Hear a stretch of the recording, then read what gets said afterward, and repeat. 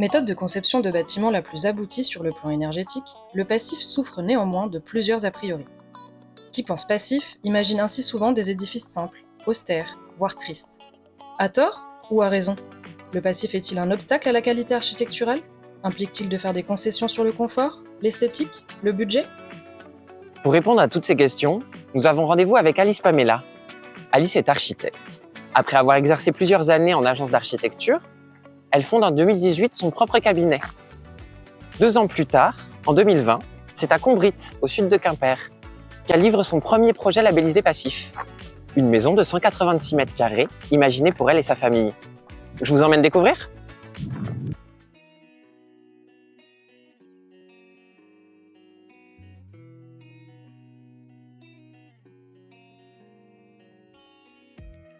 Alice Pamela, on est chez vous, une maison que vous avez livrée en 2020. Est-ce que vous pourriez nous raconter l'origine de ce projet, comment il est né? Alors en fait, on cherchait un terrain pour construire parce que moi j'avais besoin de me réaccrocher à l'architecture en fait. Et du coup, là j'avais l'occasion de pouvoir faire un projet qui allait me raccrocher à l'architecture et à mes valeurs. Et donc ça a été l'occasion de tester plein de choses en fait.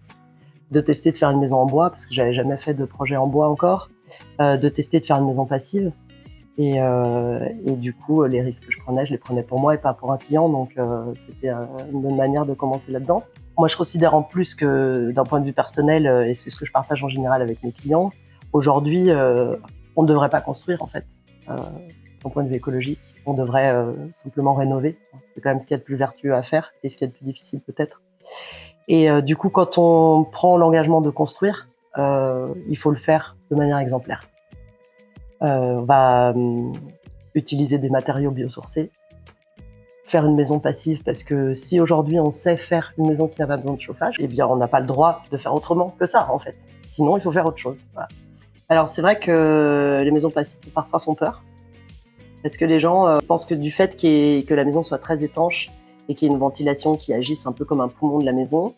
Si jamais cette ventilation tombe en panne, catastrophe, moisissure partout. Alors c'est vrai que ça peut être une réalité, et c'est pourquoi moi je trouve qu'il est essentiel de faire des maisons passives avec des matériaux qui soient perspirants. Donc un matériau perspirant, c'est un matériau qui permet d'absorber des excès d'humidité. Et donc le bois, par exemple, ici, vous voyez, si jamais la ventilation tombait en panne, le bois se resserrerait en fait et se gonflerait un peu en quelque sorte, enfin, complètement, et on entendrait des craquements qu'on n'a pas l'habitude d'entendre. Et là, on pourrait du coup avoir une alerte de attention, il y a quelque chose qui est pas normal.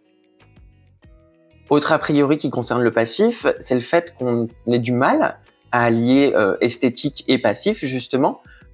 Qu'est-ce que vous répondez à cela? Oui, c'est vrai que souvent les gens voient beaucoup de réalisations passives sont un peu des cubes avec des grandes fenêtres. Et des protections solaires, et voilà.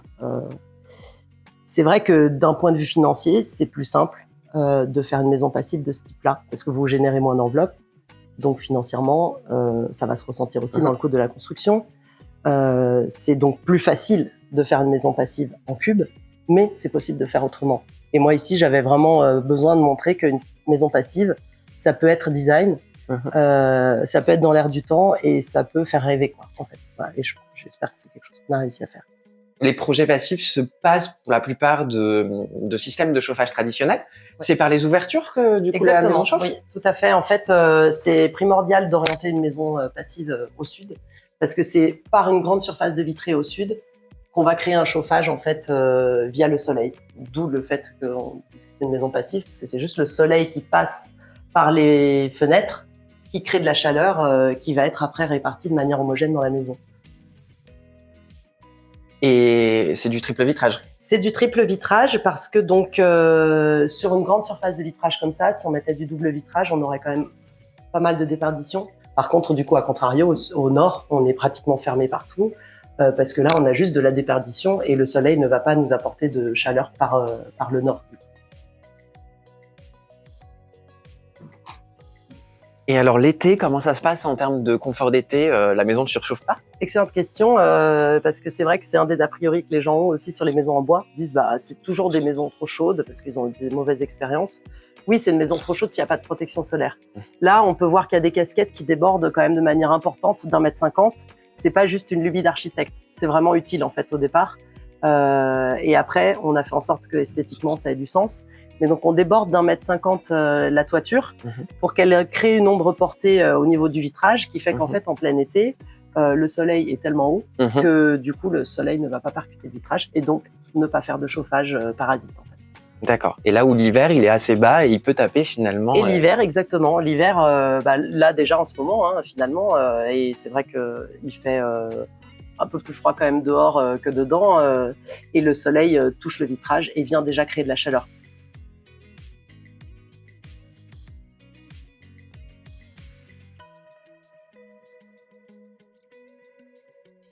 Dites-moi Alice, ça fait quelques minutes qu'on est en extérieur. Vous laissez ouvert? C'est pas Oui, gênant? bon, alors, c'est sûr que je laisserai pas toute la journée ouvert, mais le fait d'ouvrir un peu, étant donné que la maison a de la masse, en fait, dans son isolant, elle a des isolants lourds, en fait, le bois aussi est lourd, donc on a une inertie thermique de la maison qui fait que même s'il y a un peu d'apport de froid de l'extérieur, ça va être négligeable, en fait, du fait de toute la chaleur qui est déjà accumulée dans les murs.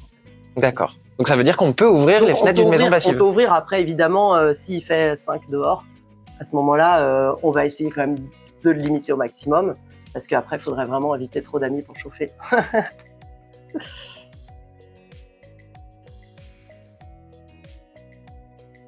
En passif, on compare souvent l'enveloppe à un gros pull qu'on mettrait l'hiver. Est-ce que vous pourriez nous parler davantage de l'enveloppe de cette maison? Oui, tout à fait. C'est vrai qu'on a une épaisseur d'isolant qui est un peu plus épaisse que la normale, en fait. On a ici 30 cm d'isolant. Et cet isolant, en fait, c'est tout simplement du papier recyclé, en fait, de la ouate de cellulose, plus 10 cm de bois massif, ce qu'on a vu à l'intérieur. C'est pas une ossature bois classique.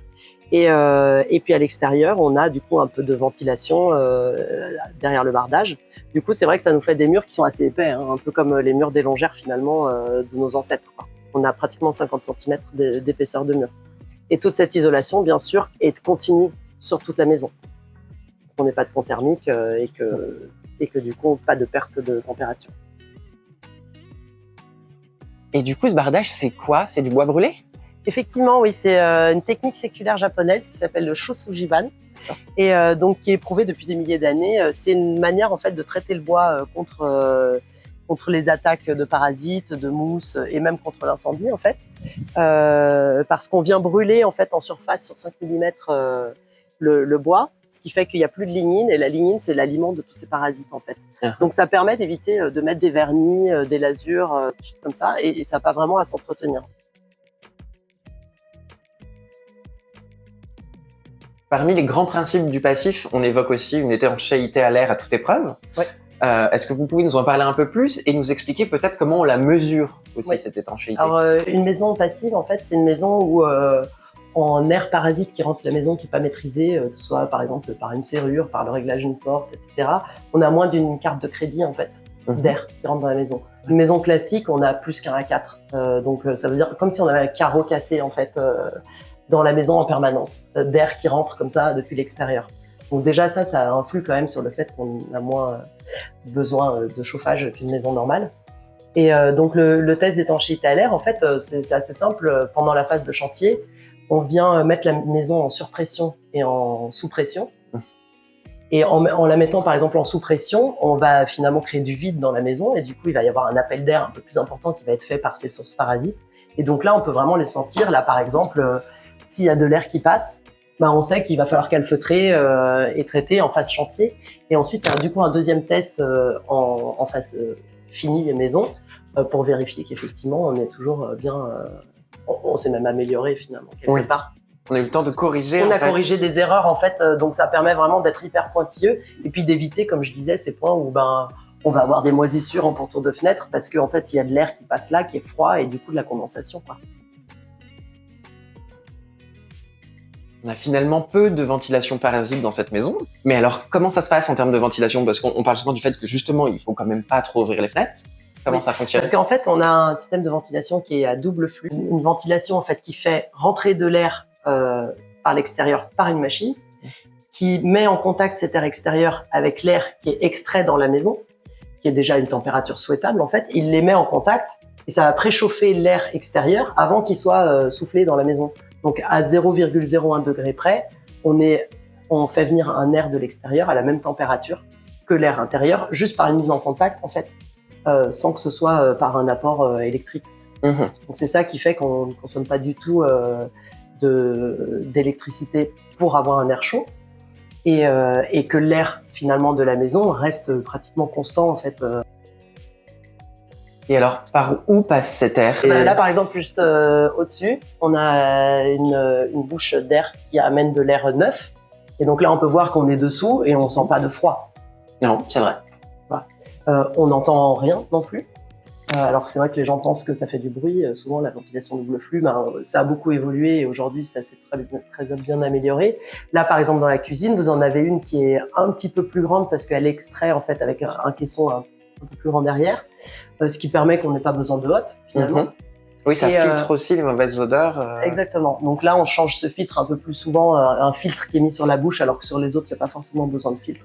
Et là, celui-ci, on le change un peu plus souvent. Et tout ça, en fait, c'est amené sous le faux plafond, jusque dans le garage. Je vous propose qu'on aille éventuellement voir. Ouais, allons-y.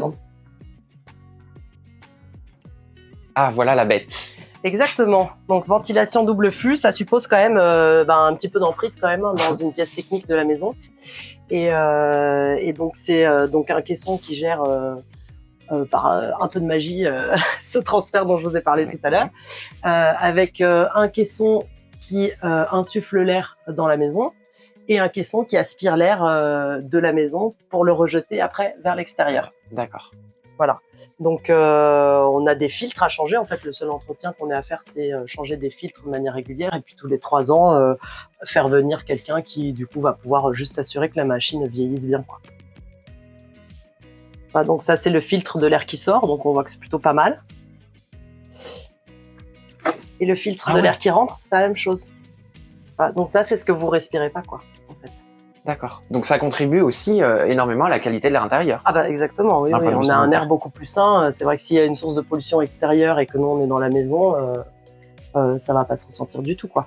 Et donc là, on a aussi un ballon d'eau chaude thermodynamique parce que bon, il faut aussi que la source d'eau chaude ne produise pas trop de consommation d'énergie.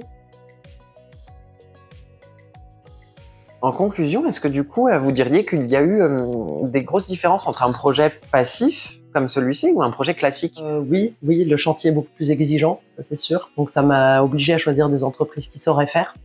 Et ça a été un plaisir du coup de travailler avec elles. Et dans la conception, oui, en fait, ça m'a nourri les contraintes du passif parce qu'il y a des contraintes.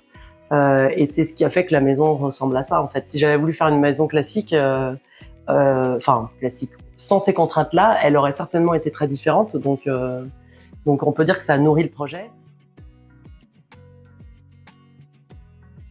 C'est un projet que vous avez choisi de faire labelliser, passif. Oui. Pour quelle raison?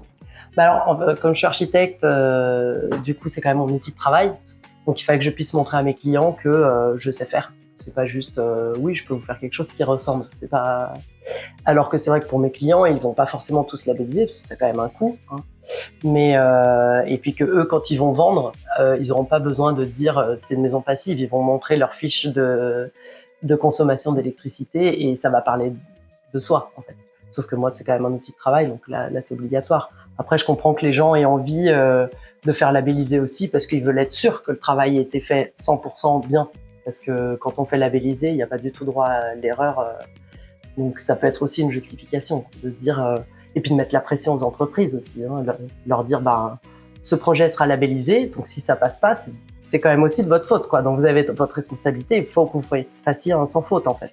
Donc ça aide aussi à stimuler les entreprises pour qu'elles fassent le meilleur qu'elles puissent faire.